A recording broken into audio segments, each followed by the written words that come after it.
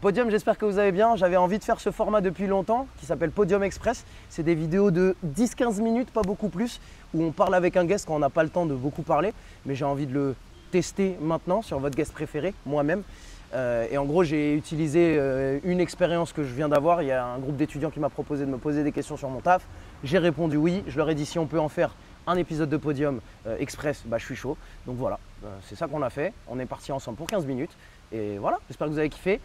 Mettez un pouce bleu, mettez 5 étoiles sur Spotify. On se retrouve très très vite pour d'autres épisodes. Allez, salut! On a souvent du mal à qualifier ton métier. Comment est-ce que toi, tu décrirais ton métier? Ok, c'est intéressant ça. Comment je qualifierais mon métier? Il y a forcément une petite casquette journalistique, mais j'essaie vraiment de m'en défaire. Parce que journaliste implique que tu réponds à un cahier des charges d'un média et moi je parle vraiment des sujets qui m'intéressent moi, je parle avec la tonalité que je veux avoir à ce moment-là, des fois ça peut être très sérieux, des fois ça peut être vraiment, on peut vraiment passer un bon moment, déconner, comme quand je fais un vlog avec des potes sur un terrain à l'arrache. Et du coup moi je veux qu'on me catégorise comme créateur, influenceur. Alors je sais que ça ne représente pas ce que Monsieur Tout le Monde a en tête quand on pense à un influenceur. Mais pour moi, c'est hyper important parce que ça me permet de garder une liberté d'expression, une liberté de charte édito dans ce que je fais. Et ça me permet, quand j'échange avec un grand événement sportif, de dire « Ok, ça m'intéresse, ça m'intéresse moins ». Et il y a peu de journalistes qui peuvent dire « Ça m'intéresse pas, je ne vais pas le traiter ». C'est une liberté que je veux garder, donc je préfère qu'on me mette le tampon de créateur-influenceur. Et t'as pas peur justement de cette étiquette d'influenceur qui est un peu décriée et critiquée? Bah, c'est mon job de l'améliorer. Et moi, le meilleur compliment que j'ai, en vrai, c'est quand, après un tournage avec une marque, un média, un ceci, un cela, on me dit « Ah ouais, toi, t'es un influenceur, mais pas comme les… » Et ils n'arrivent jamais à finir la phrase parce qu'ils veulent dire un truc bien méchant sur les créateurs. Mais du coup, oui, voilà, je sais que l'image que les marques ont des influenceurs, elle est ce qu'elle est. Et c'est mon job de la déconstruire, en tout cas pour moi. Et ouais, c'est ça le meilleur compliment, c'est de recevoir un « Ah ouais, toi, t'es comme les influenceurs, mais bien ». Qu'est-ce qui t'a donné envie de te lancer dans cette profession? Est-ce qu'il y a eu un déclic, une rencontre ou un moment particulier? Moi, je rends toujours ces fleurs à Jeanne, qui était dans mon lycée. Elle avait 1 an de moins que moi. Et je l'ai vue quitter la classe, j'ai vu quitter les cours. Je dis pourquoi elle quitte les cours, un cours d'SVT. Je voulais rater les cours d'SVT aussi. Bah, en fait, c'était une des premières influenceuses beauté. Et à ce moment-là, t'es un ovni quand tu fais ça, quand tu fais des vidéos sur YouTube en 2013-14, c'est complètement lunaire et j'ai fait ah ouais, moi je veux totalement faire ça. Pour moi ça n'existait pas ça. Et en plus de ça, bah, elle quitte les cours pour aller à un événement L'Oréal et peut-être qu'elle gagne sa vie à ce moment-là, je sais pas, hein, peut-être qu'elle gagne sa vie grâce à ça. Je fais ah ouais, c'est trop cool. Donc c'est ça qui m'a inspiré la première fois.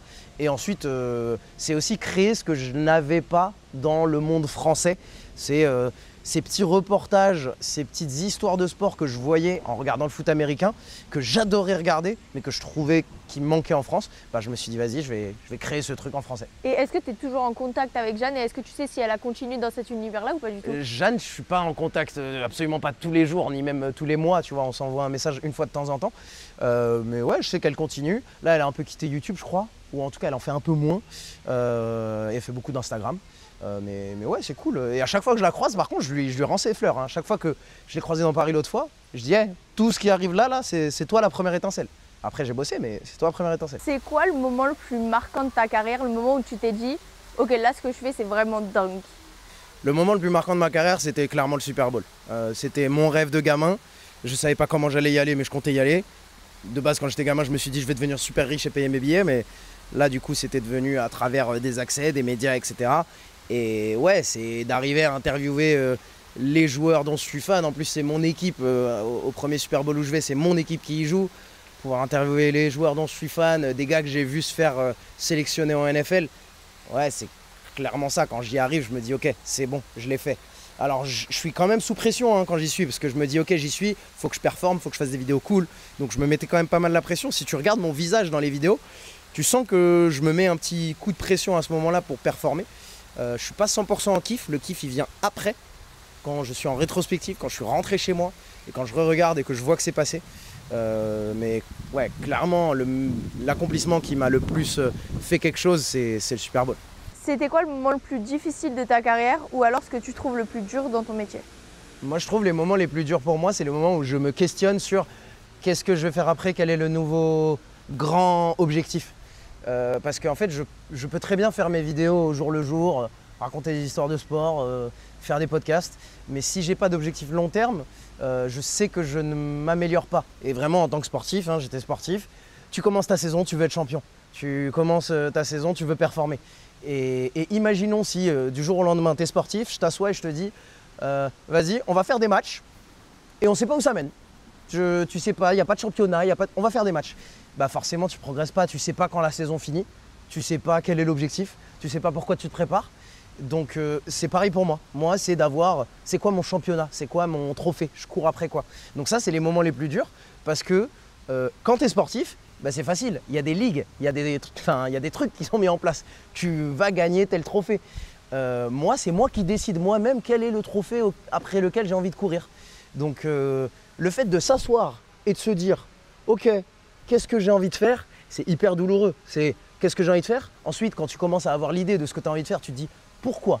Pourquoi c'est intéressant? Est-ce que ça va intéresser les gens? Est-ce que ça m'intéresse vraiment moi? Est-ce que ça m'apporte quelque chose moi et ça apporte des choses aux gens? En fait, cette remise en question constante, je pense que n'importe quel entrepreneur, hein, je ne te parle pas de médias, de créateurs, je pense que n'importe quel entrepreneur se demande ça. À part juste les gens qui veulent faire plein d'argent. C'est pour ça peut-être que des fois les gens ils se réfugient dans l'argent parce que l'argent c'est simple. L'argent c'est je veux remplir le compte en banque, je veux augmenter et ça ne finit jamais. C'est un trophée qui existe mais qui ne fait que de s'éloigner. Donc ouais, moi c'est vraiment la question de quel est l'objectif, à quoi il sert, comment il est nécessaire. Aujourd'hui, mon grand objectif, c'est je veux faire de Podium un top 5 podcast France dans les 2 prochaines années. Après, pourquoi j'ai envie de faire de Podium un top podcast France? J'ai un élément de réponse, mais je ne sais pas s'il est bon, je ne sais pas s'il est complet. Je me dis, j'ai 30 ans, bientôt je vais peut-être fonder une famille. Je veux avoir cette capacité de, si je veux fonder une famille et être plus présent pour les miens, prendre plus de temps pour les miens, avoir Podium chez moi, ça me donne la capacité de moins bouger et être présent si jamais dans 3 ans, 4 ans, j'ai des gamins et j'ai envie d'être vraiment présent pour eux. Donc ça me donne un élément de réponse. Mais c'est pas complet. Pourquoi je veux faire de Podium le meilleur podcast dans les 3 prochaines années, 2 prochaines années, c'est encore à définir. Mais les moments où tu es vraiment feuille blanche, c'est les moments les plus douloureux pour moi. Pourquoi tu as créé Podium et qu'est-ce qui fait pour toi qui se différencie des autres podcasts? Moi, je pense que je me différencie parce que c'est une vraie discussion, c'est pas une présentation d'un invité. C'est exactement les questions que je poserais si moi je m'assois avec la personne. Il y a eu quelques autres guests que vous avez pu voir passer, il y en a d'autres qui vont arriver. Je veux que ça ressemble vraiment à la discussion que j'ai avec cette personne si je la croise dans la rue, si on prend un café, si ceci, c'est là. La semaine prochaine, on va avoir Rookix, peut-être que vous écoutez le podcast et Rookix s'est déjà posté. Il a sorti sa paire de chaussures avec Puma et il l'a mis sur les pieds de Tyrese Haliburton, joueur NBA qui va peut-être aller en finale NBA. Waouh! Les questions que je veux lui poser, ce pas des questions de journaliste, je ne veux pas préparer. Non, je m'assois avec Reda. C'est comment? C'est quoi les galères? C'est quoi le truc? Amène-moi quelque chose. Tu as du textile à me montrer. Et en fait, quand tu prépares pas ces questions, quand c'est vraiment les questions que tu as envie de poser, c'est là où tu as les anecdotes cool, c'est là où tu as les moments réels, tu vois. Et je pense que voilà, je viens avec mes questions à moi et j'impose ça, tu vois. Mes guests, ils viennent, ils savent pas les questions que je vais poser. Et ouais, c'est un moment réel. Et pareil, j'impose aussi que ça se fasse chez moi. Et dans le contenu, ça se sent que voilà, il vient chez moi, la personne vient chez moi. Et peut-être que plus tard, imaginons j'interviewe Teddy Riner, Victor Wembanyama, j'imposerai aussi, vas-y, tu viens chez moi, on fait ça chez moi. Et il y a une intimité, le fait qu'ils viennent chez moi. Donc je pense que c'est ça qu'on apporte, c'est là où on est un peu différent. C'est pas dans un studio, tout est préparé, les questions elles sont envoyées à ton agent, vérifiées, je sais pas quoi. Je pense que c'est ça la différence.